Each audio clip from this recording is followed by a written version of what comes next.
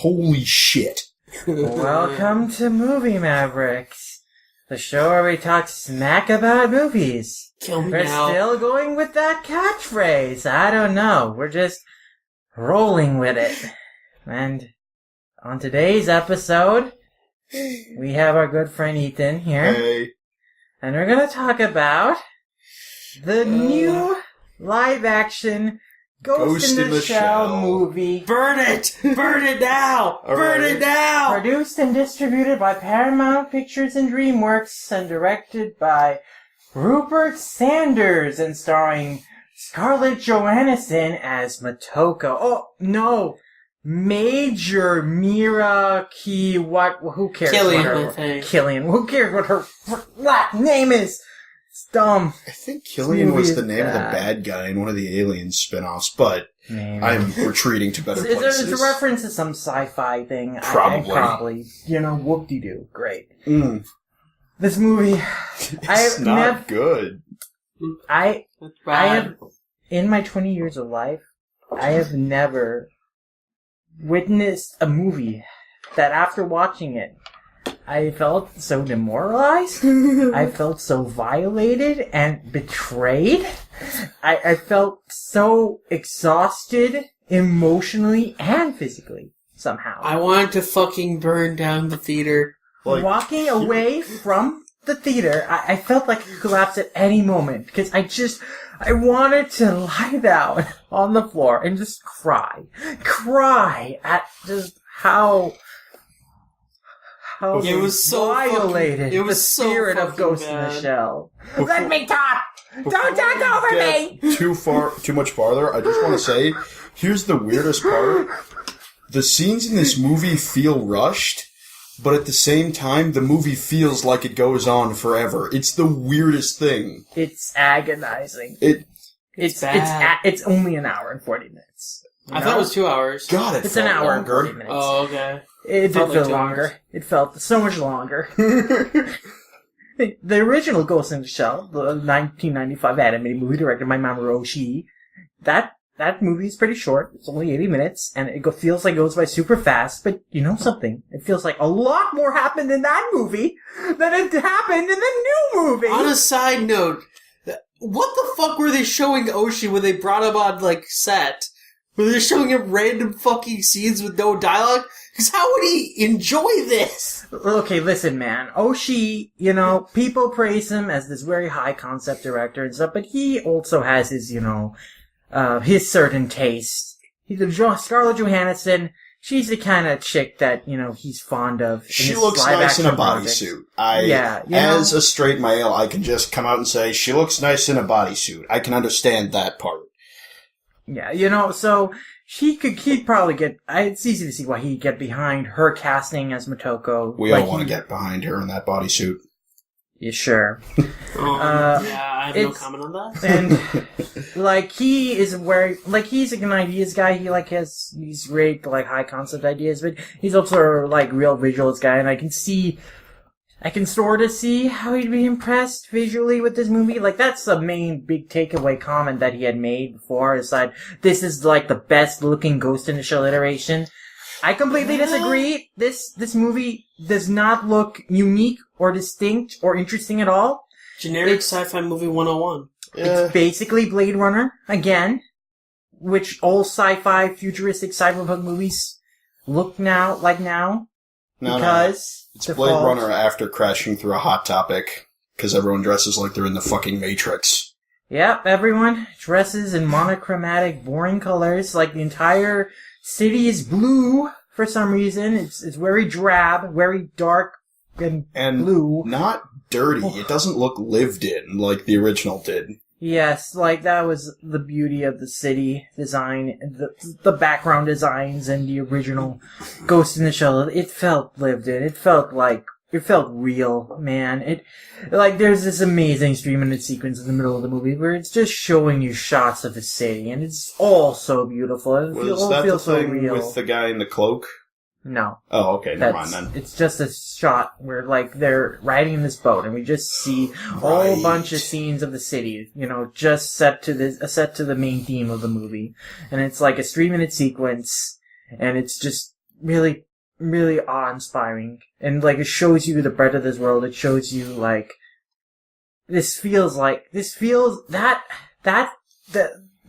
as portrayed in the 1995 anime movie feels so much more real than this version in the live-action iteration. That setting felt so much more believable than the CGI, or, some of it was real, sure, but, like, the blue-toned, super, there's a bunch of holograms and blah, blah, blah, blah, stuff that they have in this. With all the future adverts, all the establishing shots felt like the film version of a pop-up ad. It really did. Yeah. I can't believe that this movie feels like more commercialized and cynical than freaking Power Rangers, which literally has the fact that the Zeo Crystal is hidden under a Krispy Kreme as a major plot point. That was funny, though. It was, and it was amazing, and it was Power Rangers is the kind of stupid shit where you can get away with it. This is Ghost in the Shell. Yeah. Or it should have been. And I don't want to keep saying, but the original did this and that. Let me make this perfectly clear. This is not a good movie on its own merit. And then it gets worse when you compare it to the original movie. It's not good on any front, but I don't want to keep ragging about how the original was better. Okay, let's talk about the white elephant in the room. The whitewashing controversy. Scarlett Johansson as Motoko. I never had any problem with the casting because this is an adaptation. You set something in a foreign culture. Of course, you're going to change ethnicities, whatever. What I do have an issue is how they treat it in this movie. Because it's one thing if you had set Ghost in the Shell in, like, a Western environment, but this movie is very Japanophilic. Yep. Like, it's set in a Neo-Tokyo setting. There are a lot of Asian people, Japanese people in this city. Pretty much everyone except the main characters is of Asian heritage. Exactly, and it is so strange and out of place. What's also weird is that they even make it clear that the Major's original body was Japanese. Yeah, literally, the plot point is that the Major was once a Japanese woman named Motoko Kusanagi, and then she was transplanted into the body of a white woman. ScarJo's body. Yeah. And we'll get into that. I think they thought they were being smart and clever by doing that. But it's all the more offensive. And they don't have anything to say about that, why that is wrong in terms of, like, cultural appropriation and, dissemination and, like, destruction. Like, destruction of heritage and ethnicity. Like, literal whitewashing. It doesn't have anything to say about that. It's just like, they violated her rights. The other problem with this is that in the original film, if you remember the intro sequence, it clearly states that there are still racial divides. Like, when you're cyberized, you won't change your race, because there still is that racial stigma. Sure. Yeah, and like, you still even, like, if we go to standalone complex and other stuff, like, all these countries are still fighting with each other. Like, a Japanese woman is not going to become a white person when they cyberize themselves. That contradicts a big, like, kind of aspect of the Ghost in the Shell franchise. But the bad guys were doing it, and it's part of their evil plan, so it's totally okay, guys. Yeah, in this case, the thing is that she didn't give her consent, so, they forced her into the white woman body and whatever. It's offensive. And what's more offensive is, like, okay, it's not more offensive, but it's just so strange. They got Beat Takeshi, famous director, famous Japanese, like, star, comedian. He's a great, like, talent. Like, they got him to play Chief Aramaki. And he's the only character in the entire movie who speaks Japanese. Cause I guess Beat Takeshi probably doesn't have... Yeah. It probably would sound more natural for him to talk in Japanese than English. Cause, he's a Japanese actor. At the same time, though, it feels so jarring. It's like, jarring, cause everyone's responding to him as if he's just saying English. Like, they never make it clear. Like, you can imply that everyone can just understand other languages.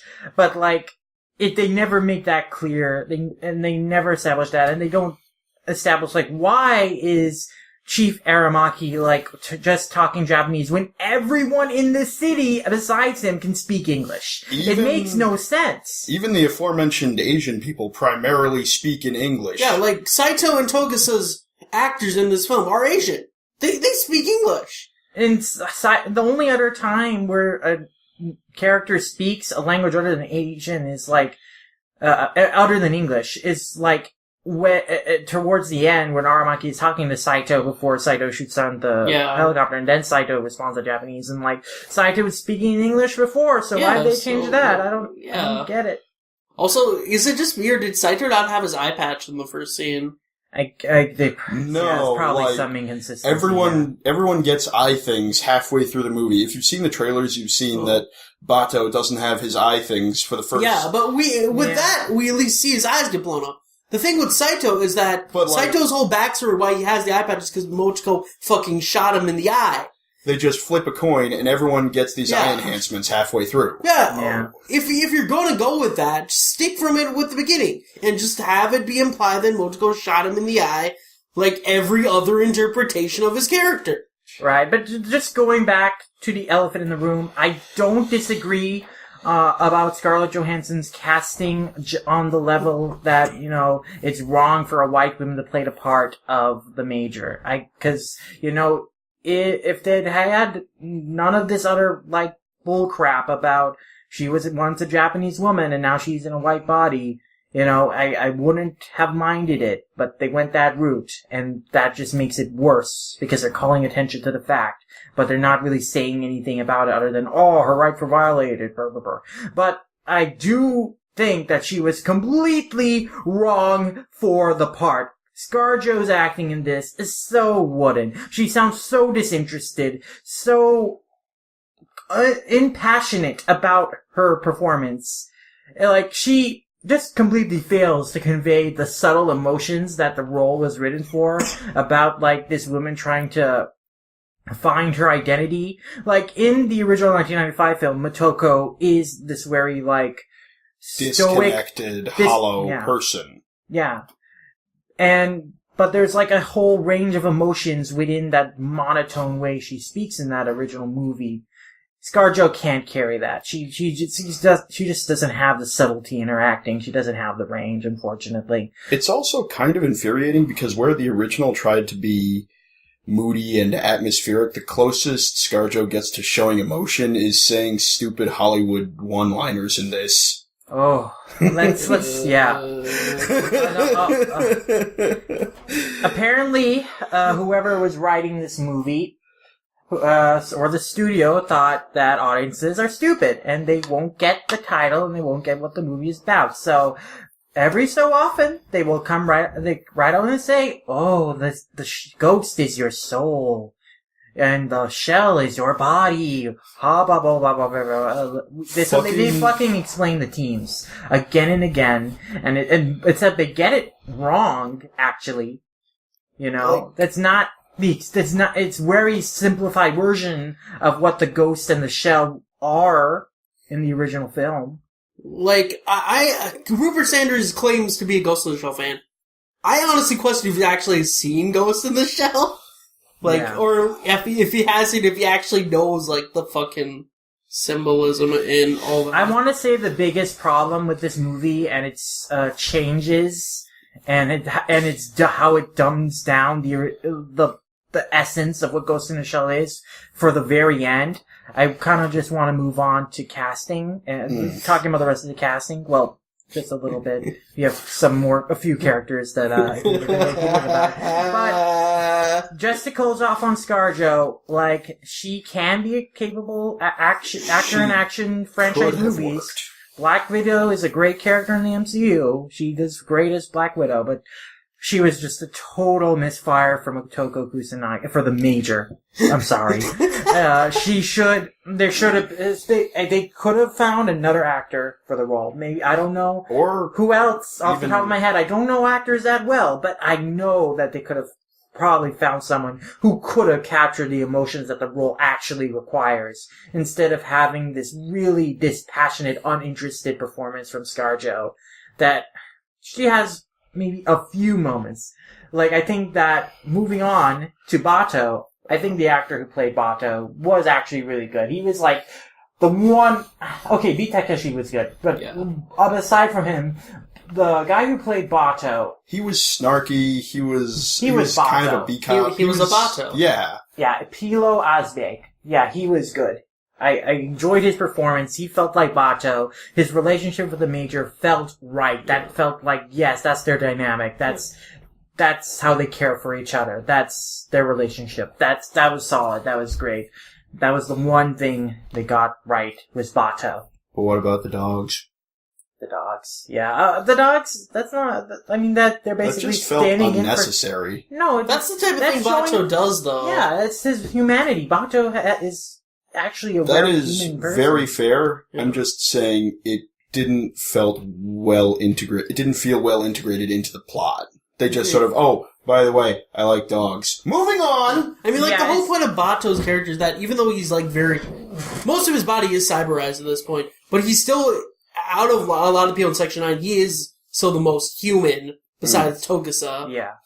Right, and that's a very valid point. I'm just saying there are better ways they could have showed that, and there are better ways they could have showed what they decided to do, which is literally just have him pick up bones at a market and say, oh, by the way, I'm taking care of these dogs. Fucking move next scene. Cut. Chop. I mean, there was no payoff. Yeah. I agree with that. I did think that the line where Bato was like, can you feed the dogs during the Toko, I don't want to scare them, after, like, he gets his eye surgery. I did think that felt like a really good line. And then they just chop out, like, half the dogs anyway. Like, there's one Basset Hound that shows up, and that's the only dog we see after that scene. Well, the Basset Hound is, like, a thing that is very reoccurring in Mamoru Oshii's movies. Like, a Basset Hound is in almost every one of Mamoru Oshii's movies. So that's a shout out to him. So that's why there's that one scene where Motoko is going and she greets that Basset Hound. That's like a tribute to him in a way. I mean, that's fine, but they had showed other dogs earlier. None of them show up after that. And for all this, I don't want my new eyes to scare them. He's fucking in his penthouse with the dog later, and nothing comes of it. It's cool with him. Yeah, because dogs don't give a shit. I mean, again, there's no payoff. That's the plot really is just a tacked on way to humanize Bato a little bit. Even though his interactions with Motoko, I think, did the job plenty already.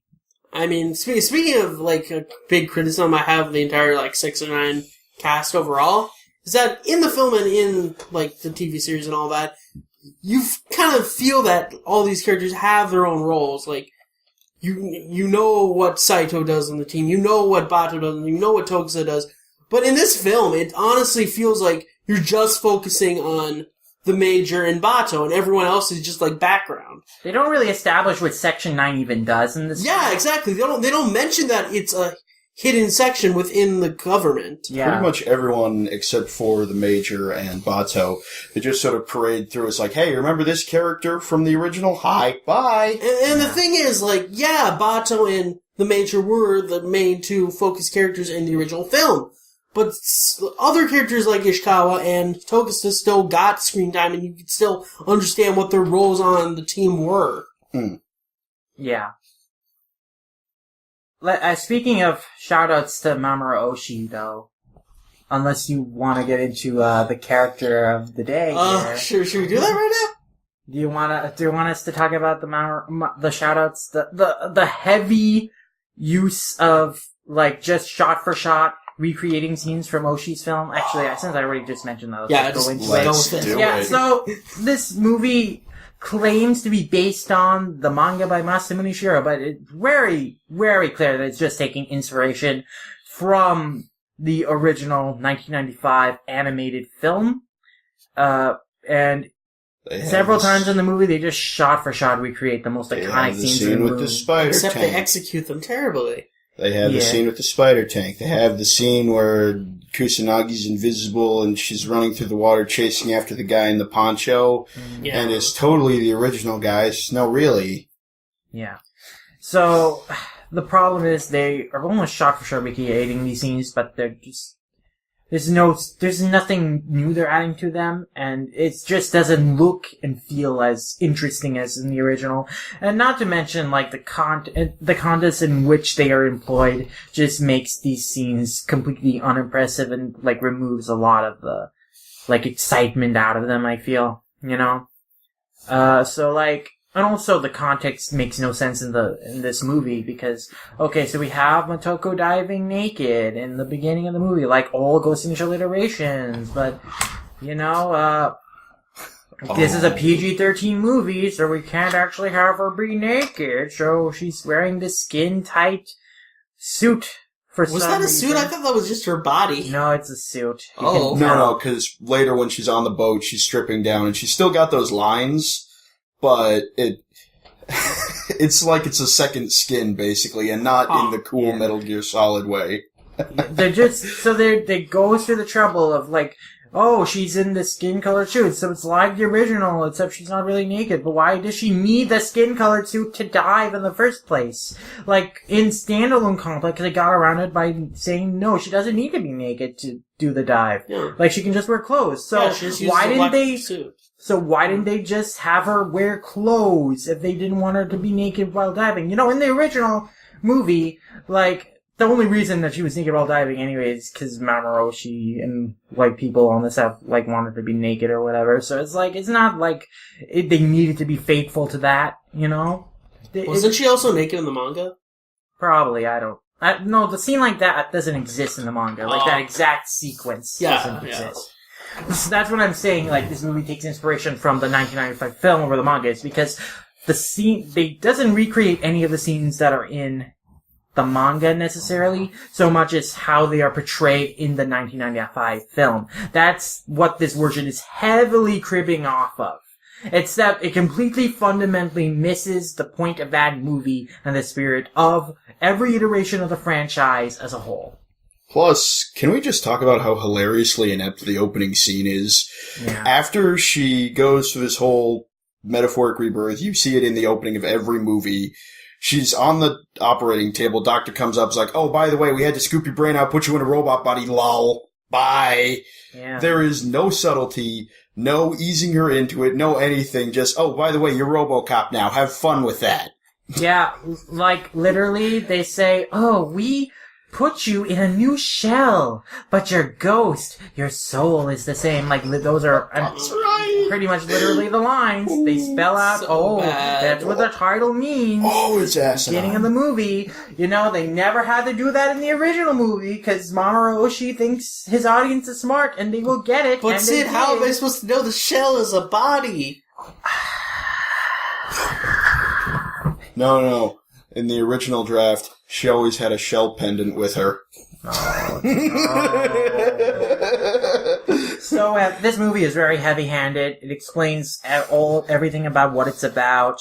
And what it's about is shallow and short-sighted and technophobic. But we'll save those comments for later. Why don't we go into what I'm sure VLord wants to rant about? Okay. How the movie portrays the main villain of Standalone Complex Second Gig, Hideo Kuze. Speaking of kind of offensive.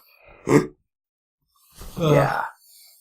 Yeah, so, this is one thing that's really been bothering me, because in all the reviews I've seen for this film, they aren't mentioning Kuze at all, and how he's being depicted. And maybe it's just because a lot of these people haven't watched Standalone Complex Second Gig, because honestly, I know a lot. Most people who've even seen Standalone Complex haven't even finished it. But yeah, raise my hand to that, unfortunately. Shame.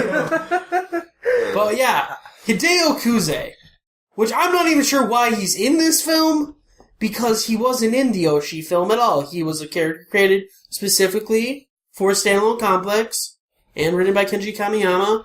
But okay, so this interpretation of him is just downright fucking offensive. It is awful. For people who don't know, Hideo Kuze in Standalone Complex is a refugee activist. He was a former military man who saw the strife of the refugees and decide to pretty much go up against the government and protest. And this was kind of the big whole big thing about Standalone Complex. The main villains were always the main villains, both Laughing Man and Kuze, were just these regular people who saw problems in society and decided to try to make a movement against the government. Like, Laughing Man was just like an ordinary, like, hacker guy. He wasn't like some, like, crazy supervillain person, and Kuze was just ordinary military man. He had good intentions. He may have went a wrong way about doing things sometimes, but at the long run, he had good intentions in the TV series. Now here, right away in this film, they portray Kuze as some psychopathic cultist murderer. He's a monster, straight up. He just goes around fucking killing, like, all the people who created him. And then he's doing some weird, like, fucking, like, drug cyberization shit in, like, his weird, like, I guess hideouts. And even, like, when he's just talking, he just sounds like a crazy person. He sounds like Max Headroom. He does the, yeah. It's a good day. and the worst part of this is that in the end, they try to fucking, like, push on this, like, kind of, like, suggested romance that fucking the Major and Kuze had. Oh my god. Back in their original bodies, they were fucking. Okay. Oh. And then at the end, we're supposed to feel like fucking sorry for this mass murderer psychopath.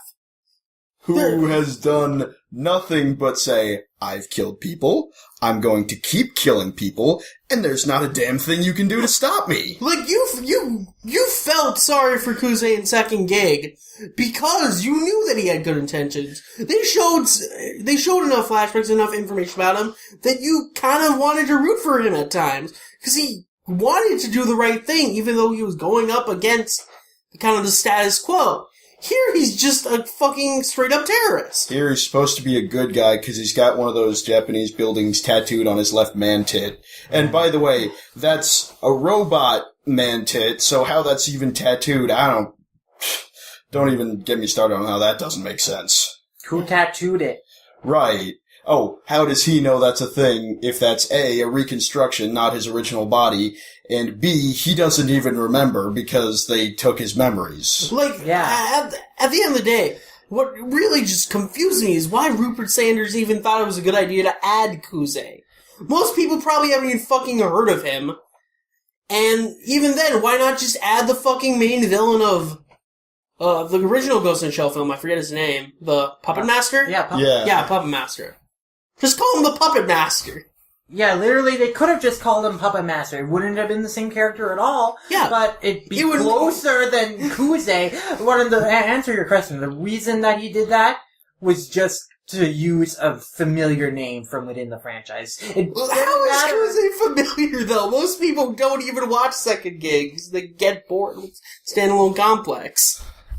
It's just, in their logic, the entire franchise history, they're just digging things up, seeing what sticks, Okay, so Rupert Sanders is just an idiot.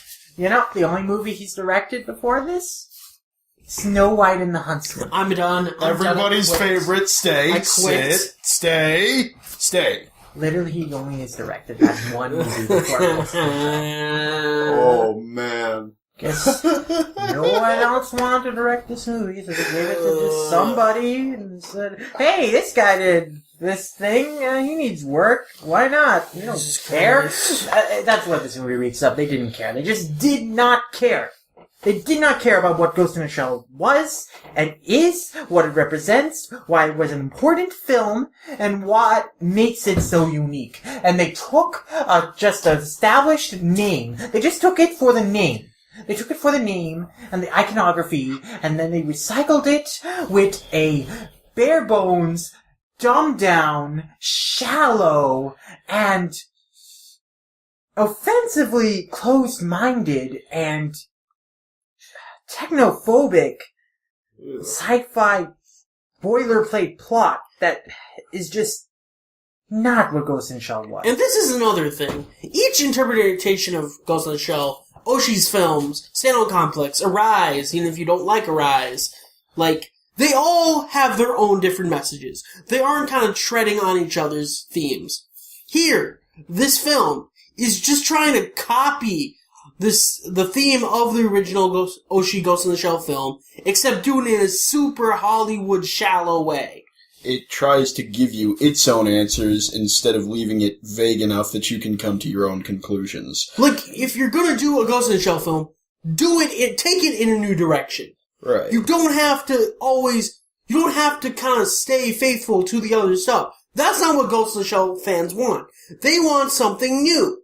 They want something new with this setting, with these established kind of themes, and pushing it to a new message. They want the conversation to move forward. And this film is moving us back. It's moving us further back than what the first film establishes. The first film was about transhumanism. It was about embracing technology, embracing human integration with technology and the possibilities that will lead us. It is about transcending human. It is about, like, we will still be... Transcending humanism while still being cognizant of the risks inherent in such a process. Not even of that. It's just it's not afraid of not being losing afraid, humanity because it says we are going to be evolved being aware into a of state what beyond. can go wrong. And that's not even what the original film was about. You say so. You have your interpretation. I have mine. I guess we have to agree to disagree on that one. I haven't. This. Fair enough. I haven't read this book that I have just been handed. I've only seen the original movie. Yeah. But the point is, I this guess is heavy-handed, simplistic, and kind of tries to lead you by the nose. It's not good. Yeah, I mean, the original film did present, like, how we could, like, lose a part of ourselves if we were interfered with through technology. But Motoko's character arc in that movie is, like, trying to identify, like, how she defines her own self, her own, like, sense of being as someone that is not quite human but not quite AI. And the answer to that is that she transcends and she is becoming something new. She is like the evolution of what human and technology together can combine to be. And that's what Ghost in the Shell is about, embracing is that possibility and why that is a good thing for like for humanity.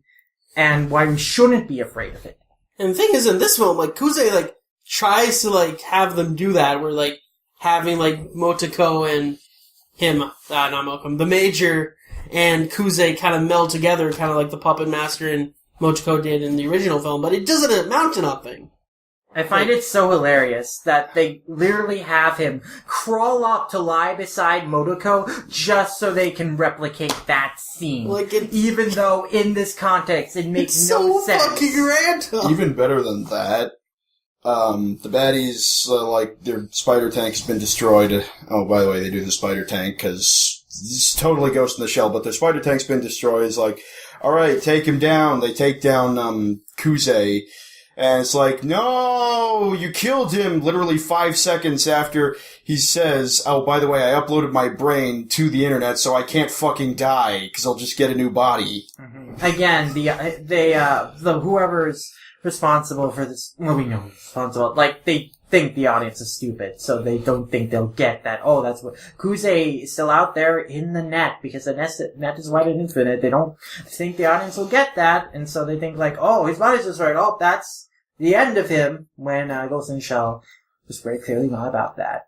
And plus you could see that Kuze could traverse through the net and move his personality into other bodies before in the film, so... Plus, was it just me, or did his body stop operating before they shot him? It did. It makes the scene even more stupid. Yeah, so what was the point in shooting it? There was no point. Yeah. No point. Oh. Like, his head didn't even explode. It just, like, fucking, like, cocks to one side. That's the other thing. This movie felt oddly bloodless for as much as the Major gets tossed around. It's probably because of that PG-13 rating. I told you, it's a bad sign.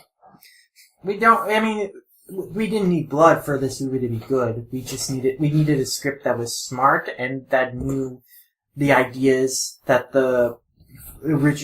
all the other iterations were, talking about.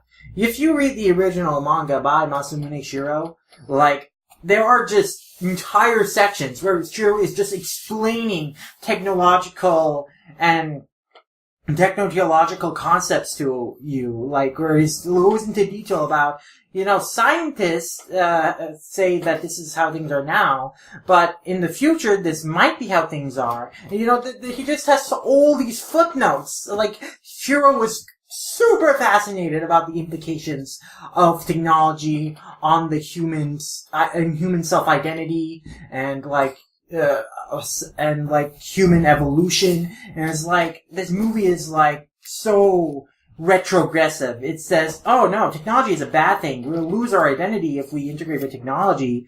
We gotta know who ourselves are, and who ourselves are needs to be separated from technology. The only way to know who yourself is... Technology bad! ...is to be made out of squishy human bits. Yeah. Which is kind of even more ironic because the whole movie is about not Kusanagi finding her identity despite being mostly robot. I don't understand why such a technophobic movie is being made in this day and age when, we're literally relying on technology for so much now. We are getting even closer to the kind of future that the original movie postulated, where we are, having some form of, technological integration. But, there's a scene in this movie where there's these two business people discussing, and they're like, I have embraced some form of technological integration, but I'm still wary of it because,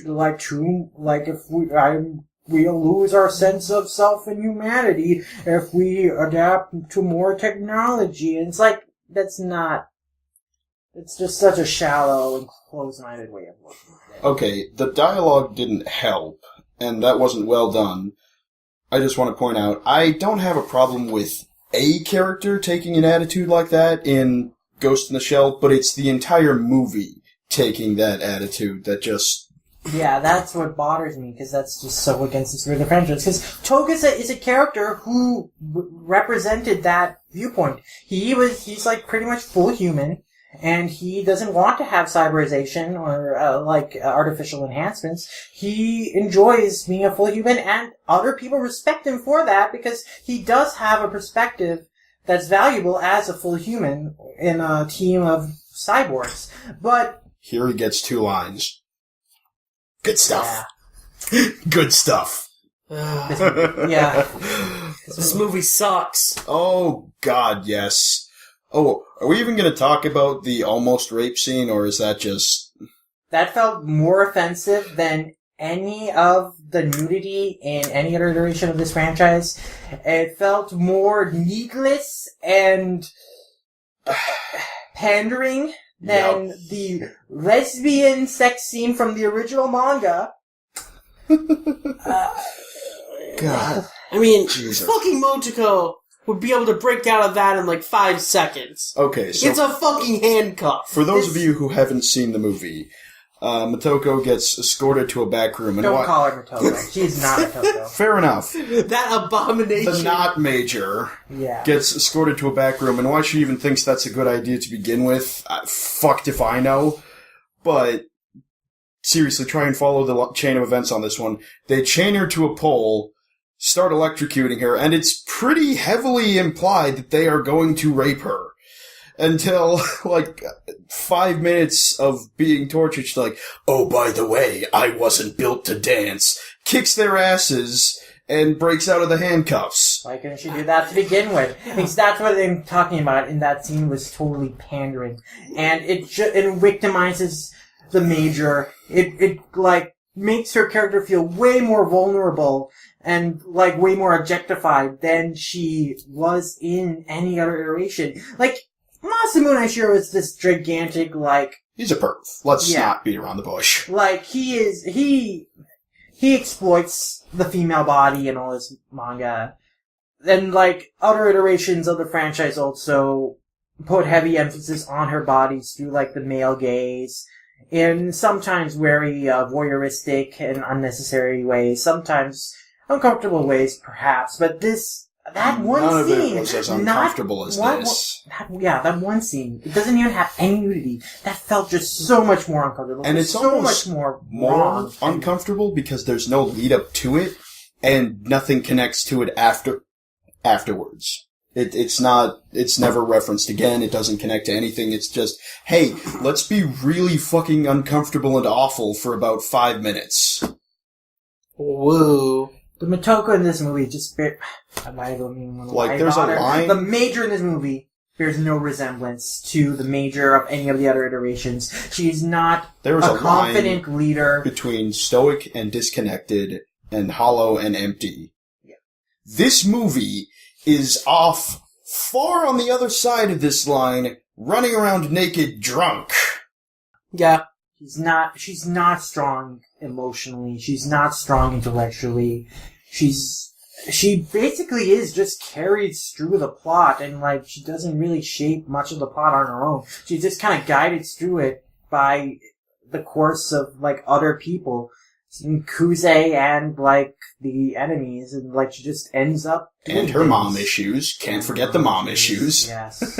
Oh yeah, by the way, Kusanagi now has mommy issues. Have fun with that, Gits fans. Yeah. Fucking goddamn it. I hate this film so much. I hate this film, and I'm not even that big a fan. I've only seen the original Ghost in the Shell movie, and I thought it was good. I really liked it, but I'm not a mega fan by any means. Yeah, this movie is just, it is, junk food. Mm. That's not what Ghost in the Shell ever was. I'd argue it's not even junk food, it's a fucking garbage. It's like Food. junk food that's gone off. It's KFC. No, It's not even KFC, worth it. KFC's decent with the gravy, Sid. This... Have you been to KFC recently? Did it get really bad? Oh my god, Warren. Yes. Yes, the KFC is inedible now. What? Popeyes is where it's at. There is still good fried chicken out there. Popeye's not the same, though. It's better. The point is, What? that, First they take away my Ghost in the Shell, now they take away my KFC. point is, this movie isn't even worth being called junk food because it'll just give you horrible, it'll taste bad, it'll give you horrible indigestion, and it'll make you shit out bloody bricks of shit. It's Yeah, like it's accurate. going to Qdoba, except you don't actually get the good burrito in the first part, just the shitting out blood later. Yeah. Oy. Anyway, is there anything else we need? Soundtrack was also completely unmemorable. Oh, that was the best part. That was the best part. Just the ultimate, like, middle finger cherry on the cake. After this bland cyberpunk soundtrack for 90% of the movie, they play the theme from the original movie for the credits. Yeah. You remember my face when that happened? I was contorted and anger and agony and desperation. You slumped down in your chair. It was adorable. It was horrifying. Yeah. It was traumatic. It was really bad. This movie, I can't believe it.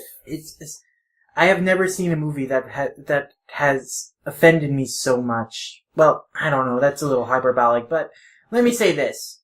Dragon Ball Evolution has more merit than this movie. Yup. Yeah.